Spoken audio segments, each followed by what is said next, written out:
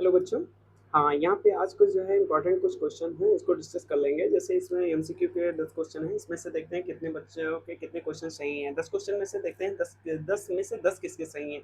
ठीक है, तो आज इसमें एमसीक्यू का पहला क्वेश्चन है कि वाटर सॉल्युबल विटामिन कौन कौन से हैं। तो ध्यान रखेंगे कि वाटर सॉल्युबल, जैसे हमने ट्रिक बता रखा था कि डब्ल्यूबीसी क्या बता रखा था, डब्ल्यूबीसी डब्ल्यू का मतलब है वाटर और बी और सी का मतलब है ये वाटर सॉल्युबल विटामिन हैं। ठीक है, उसके बाद में एक फैट सॉल्युबल भी होता है, उसको भी कॉन्सेप्ट समझ लेंगे कि जैसे एक कीड़ा करके CKEDE। ठीक है, जिस कोई ये विटामिन है। ठीक है, WBC यानी डब्ल्यू का मतलब है वाटर, वाटर सॉल्युबल कौन कौन से विटामिन है, बी और सी है। ठीक है, तो यही तो पूछ रहे हैं कि जल में मिले विटामिन कौन से हैं, तो इसमें बी कोई ऑप्शन नहीं दे रखा है, तो हम यहाँ पे सी का टिक कर लेंगे। ठीक है, उसके बाद में इन्होंने सेकंड क्वेश्चन जो पूछ रखा है एरिल हैलाइड पूछ रखा है। क्या पूछ रखा है, एरिल हैलाइड। यानी एरिल हैलाइड उसको कहेंगे जिसमें कोई एरोमेटिक कंपाउंड के साथ साथ कोई हैलोजन ग्रुप आके जुड़ेगा, तो उसको हम कहेंगे एरिल हैलाइड।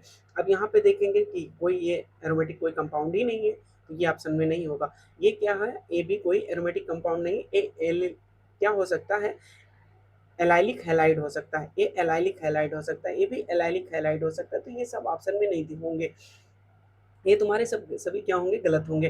अब तुमको सही चॉइस करना है, तो यहाँ पे C6CH5 है, तो यानी ये बेंजीन हो सकता है। और बेंजीन के साथ साथ कोई हेलोजन ग्रुप आके जुड़ेगा, तो इसी को ऑप्शन में यही सही होगा। ये क्या है, एरियल हैलाइड। उसके बाद में इन्होंने थर्ड क्वेश्चन पूछ रखा है एलेलिक हैलाइड। एलेलिक हैलाइड का कॉन्सेप्ट ये है कि कोई डबल बॉन्ड के बाजू में जो कार्बन होगा उसका हाइब्रिडाइजेशन sp3 होना चाहिए। कैसा होना चाहिए, sp3। यानी sp3 हाइब्रिडाइजेशन वाले कार्बन से जो हैलोजन ग्रुप जुड़ेगा वो एलाइलिक हैलाइड कहलाएगा। क्या कहलाएगा, एलाइलिक हैलाइड कहलाएगा। तो ये भी तुम्हारा पहला भी ऑप्शन सही है। उसके बाद और दूसरा ऑप्शन समझ लेते हैं कि यहाँ पे इन्होंने बेंजीन बना रखी है। बेंजीन का प्रत्येक कार्बन कैसा है, sp2 हाइब्रिडाइजेशन का है, sp2।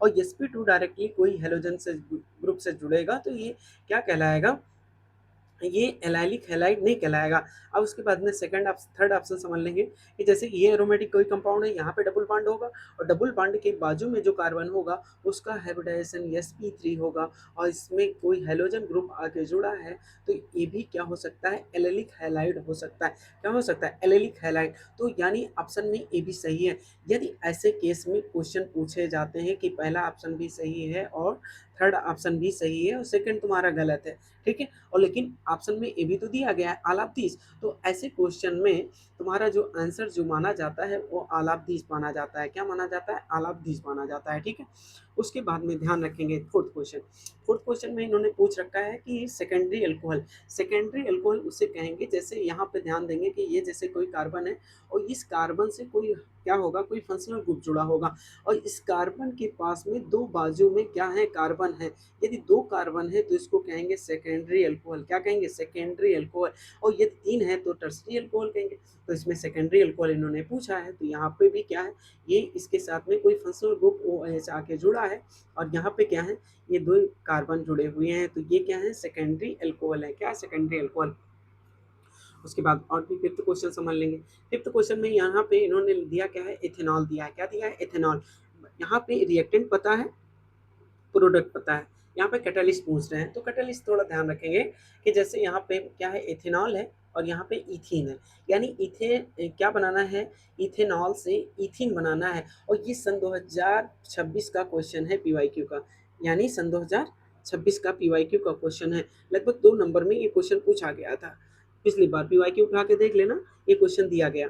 अब यहाँ पे क्या करना है, इथेनॉल से इथीन बनाना है। तो यहाँ पे टेम्परेचर पे विशेष करके ध्यान रखते हैं कि H2SO4 तो सभी में होगा, H2SO4 होगा, लेकिन टेम्परेचर में यदि 443 केल्विन टेम्परेचर जब होगा, तब उसी में क्या होगा कि इथेनॉल से क्या बन जाएगा, इथीन बनेगा। तो यही पहला ऑप्शन होगा। हमने क्लास में यही चीज डिस्कस भी किया था कि यहाँ पे टेम्परेचर मिसप्रिंटिंग है, तो हमने यहाँ पे टेम्परेचर लिखाया भी था।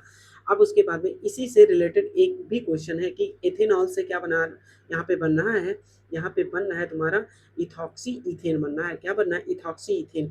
अब इथॉक्सी इथेन जो बनेगा, तो तुम्हारा जो कैटालिस्ट होगा H2SO4 तो होगा ही, H2SO4 के साथ साथ जो टेम्परेचर होगा वो तुम्हारा क्या होगा, 400 413 केल्विन टेम्परेचर होगा, तो इसमें क्या बन जाएगा, इथेनॉल से इथॉक्सी इथेन बन जाएगा, ठीक है, ये ऑप्शन सही होगा। अब उसके बाद में 7 में 7 नंबर क्वेश्चन देखेंगे कि यहाँ पे ये बेंजीन है, ठीक है, बेंजीन से क्या बनना है, बेंजल्डिहाइड बनना है, बेंजीन से बेंजल्डिहाइड बनना, ये कौन सी रिएक्शन हो सकती है, गटरमैन कोच रिएक्शन हो सकती है, कौन सी, गटरमैन कोच रिएक्शन हो सकती है, ठीक है, गटरमैन कोच रिएक्शन ही है, ठीक है। अब यहाँ पे कैटलिस्ट तुमको बताना है, कैटलिस्ट याद होगा तभी जो है ऑप्शन तुम्हारा सही होगा, कैटलिस्ट नहीं पता होगा तो ये ऑप्शन तुम्हारा गलत हो सकता है। अब उसके बाद में ध्यान रखेंगे कि यहाँ पे कार्बन मोनोऑक्साइड है, यहाँ पे भी कार्बन मोनोऑक्साइड है, तो इससे जो है रिलेट नहीं कर पाओगे। उसके बाद में यहाँ पे हाइड्रोजन हैलाइड है, यहाँ पे पोटेशियम हैलाइड है, तो पोटेशियम हैलाइड वाला क्या होता है, गटरमैन कोच रिएक्शन में नहीं लिया जाता है इसमें, तो अब सभी भी नहीं हो सकता, आल भी नहीं हो सकता, दोनों भी नहीं हो सकता, तो फर्स्ट ऑप्शन ही तुम्हारा करेक्ट होगा। उसके बाद में इन्होंने पूछ रखा है कि जैसे ग्लूकोज दिया है, माल्टोज दिया है, फ्रक्टोज दिया है, सुक्रोज दिया है, इसमें से पूछ रहे हैं कि सबसे ज्यादा मीठा कौन होगा, तो इसमें फ्रक्टोज जो है सबसे ज्यादा मीठा होगा। फिर उसके बाद में इन्होंने बता रखा है सेल्यूलोज, सेल्यूलोज एक क्या है, सेल्यूलोज जैसे इन्होंने ध्यान रखना कि ये पॉलीसेकेराइड है, क्या है, पॉलीसेकेराइड, जैसे जितने भी जैसे भिंडियां हैं, क्या है, भिंडी, भिंडी में क्या होता है, जो चिपचिपापन निकलता है, चिपचिपा, ठीक है, तो उसमें ये क्या है, ये पॉलीसेकेराइड है, क्या है, पॉलीसेकेराइड, और पॉलीसेकेराइड उसमें भिंडी में भी पाए जाते हैं।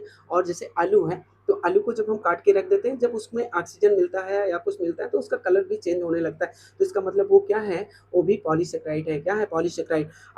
अब देखो यहाँ पे पॉलीसेकेराइड का हमने ऑप्शन नहीं दिया है, अब जिसको कॉन्सेप्ट पता होगा वही ऑप्शन सही कर पाएगा। जैसे इसमें मोनोसेकेराइड है, मोनोसेकेराइड की यूनिट को जब कई यूनिट आपस में मिलती है तभी तो पॉलीसेकेराइड बनता है, तो यहाँ पे मोनोसेकेराइड भी हो सकता है, डाइसेकेराइड भी हो सकता है, ट्राईसेकेराइड भी हो सकता है। अब यहाँ पे ऑप्शन में ऑल ऑफ दीज दिया गया है, तो इसको टिक कर लेंगे, ठीक है। अब उसके बाद में इन्होंने बता रखा है कि जैसे मिल्क है, मिल्क में कौन कौन सा डाइसेकेराइड पाया जाएगा, अब डाइसेकेराइड जो तुमको पता होगा उसी को टिक कर लेंगे। अब इसमें लैक्टोज जो है वो तुम्हारा डाइसेकेराइड है, ठीक है। अब 10 में से ये कमेंट में बताओ कि तुम्हारे 10 में से 10 के सही हुए, नहीं सही हुए, ठीक है। उसके बाद में और यहाँ पे और भी कुछ क्वेश्चन देखने वाले हैं, उसको सीख लेंगे, ठीक है। यहाँ पे इन्होंने बता रखा है कि अति लघु यानी वेरी शॉर्ट का क्वेश्चन है। यहाँ पे इन्होंने ये थोड़ा यहाँ पे मेथॉक्सी दिया गया है, और ये CH3 जो है इस कार्बन से जुड़ा हुआ है, तो इसका जब नाम लिखते हैं, आईपिक नाम पहले लिखते हैं, उसके बाद साधारण नाम लिखते हैं। तो इसका जब आईपिक नाम लिखेंगे, तो इसका आईपिक नाम इधर से हमने लिख रखा है, हाँ, इसका ये हो सकता है कि इसका जो आईपिक नाम होगा वो मेथॉक्सी प्रोपेन होगा, क्या होगा, मेथॉक्सी प्रोपेन, और कॉमन नेम क्या होगा, आइसोप्रोपाइल होगा। उसके बाद में सेकंड क्वेश्चन देखेंगे, यहाँ पे C6H5 दिया है, वो दिया है, और CH2 6 दे रखा है, और यहाँ पे CH3 दे रखा है। अब ध्यान रखेंगे कि ये क्या है, फिनॉक्सी ग्रुप लगा है, क्या है, फिनॉक्सी, 1 फिनॉक्सी। फिर उसके बाद में 6 कार्बन ये हैं, 7 ये हो गए, तो वो क्या हो गया, हेप्टेन, क्या हो गया, हेप्टेन, ठीक है। ये तुम्हारा क्या हो गया, आईपिक नाम हो गया। अब उसके बाद में यदि कॉमन नाम पूछा जाता है, एक कॉमन नाम तुम्हारा क्या हो जाएगा, heptyl, heptyl phenyl, heptyl phenyl ether, ठीक है। उसके बाद छोटा सा क्वेश्चन है भी, ये भी देख लो।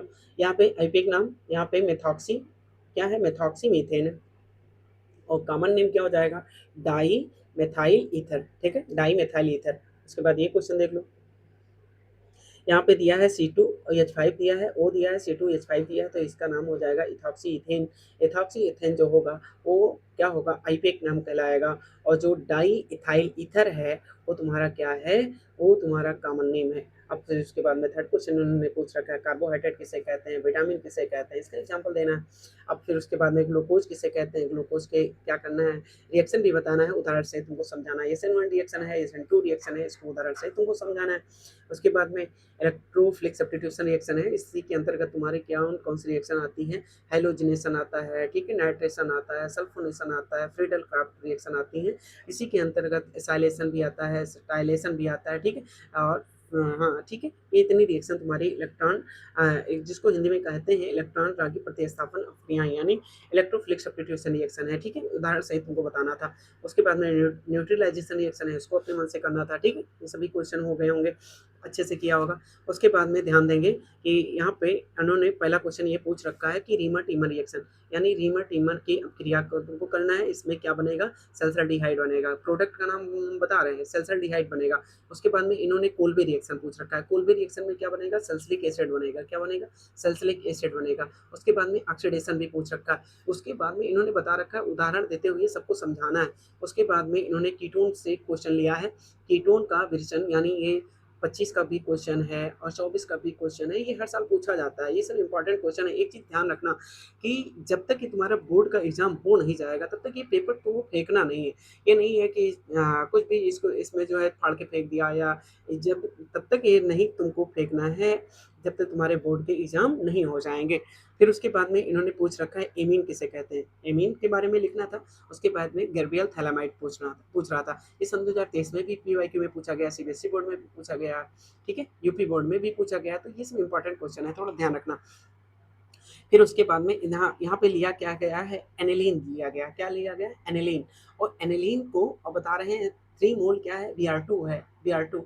और H2O के प्रेजेंस में जब रिएक्शन करवाएंगे तो इसका ये प्रोडक्ट बनेगा। इसका नाम क्या होगा, इसका नाम होगा 1 और 2 और 3 और 4 होगा और 5 होगा, 6 होगा। यानी इसका नाम जो लिखेंगे तो नाम लिखेंगे 2,4,6 ट्राई ब्रोमो एनिलीन, और बाहर क्या निकल जाएगा, 3 SBr बाहर निकल जाएगा, यानी हाइड्रोजन ब्रोमाइड गैस बाहर निकल जाएगी। अब इसके बाद में ये रिएक्शन देख लेंगे। यहाँ पे पैरेडीन लिया गया है और एनिलीन के प्रेजेंस में रिएक्शन करवाया जा रहा है, तो इसमें ये इंटरमीडिएट बनेगा। फिर उसके बाद में ये NO3 लिया गया है और H2SO4 लिया गया, और टेम्परेचर यहाँ पे 288 केल्विन टेम्परेचर ही होगा, तब जाके ये इंटरमीडिएट बनेगा, बी बनेगा। और बी के बाद में जो प्रोडक्ट बनेगा वो तुम्हारा क्या होगा, यानी OH जब लेंगे तो इसमें तुम्हारा बन जाएगा 4 नाइट्रो, जिसको कह रहे हैं क्या, 4 नाइट्रो, हाँ, यहाँ पे तुम्हारा बनेगा 4 नाइट्रो एनिलीन बनेगा, ठीक है। उसके बाद में थर्ड क्वेश्चन ध्यान देंगे, ठीक है, थर्ड नंबर क्वेश्चन ध्यान देंगे कि यहाँ पे क्या है, ये कोई क्या है, कोई क्वेश्चन दिया गया है और ये क्वेश्चन हमने इंटेक्स के से उठाया है, एनसीईआरटी का इंटेक्स का क्वेश्चन है, ठीक है। इसमें तुमको ए बताना है, बी बताना है, सी बताना है, डी बताना है, ई बताना है, ठीक है। हमने यहाँ पे रिएजेंट क्या दिया है, रिएजेंट दिया है, कैटालिस्ट दिया है, तुमको इंटरमीडिएट बताना है और मेन प्रोडक्ट बताना है, ठीक है। ये इंटेक्स का क्वेश्चन जब किया होगा और एमीन चैप्टर से लिया है, इंटेक्स का लास्ट का क्वेश्चन है, ठीक है। यही सब क्वेश्चन को मिला लीजिएगा कि देखिए कितने क्वेश्चन तुम लोगों के